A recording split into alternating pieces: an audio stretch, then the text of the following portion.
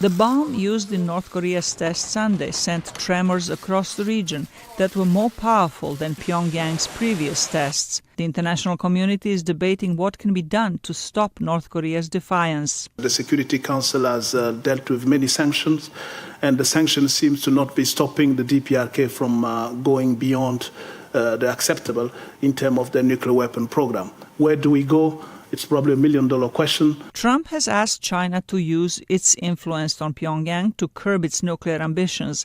But on Sunday, he tweeted that China has had little success and that North Korea is becoming an embarrassment for Beijing.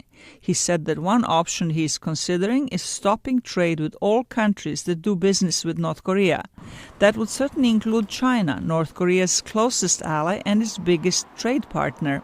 An analyst in Beijing said North Korea's test is driving a wedge between China and the United States and promoting the division in South Korean society. He said the United States has contributed to the tensions. America, by deploying the THAAD in South Korea, Chinese people, Chinese government, they think the strategic balance was broken.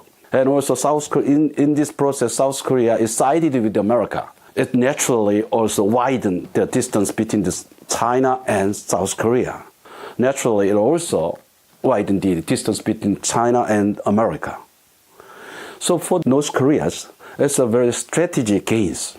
The Chinese analyst says North Korea is desperate to develop nuclear weapons because it feels it is surrounded by enemies. He says the United States, Japan and South Korea need to step up the dialogue with Pyongyang and work to reduce North Korea's security concerns. Trump tweeted that appeasement does not work with North Korea and said he would discuss other options with his military officials.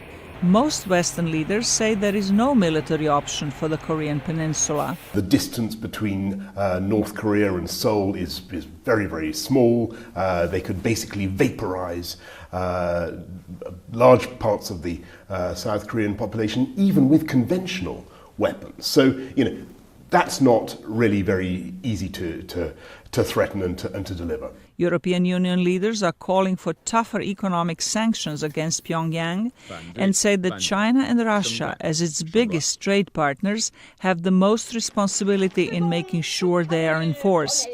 Zlatica, Hoke, VOA News, Washington.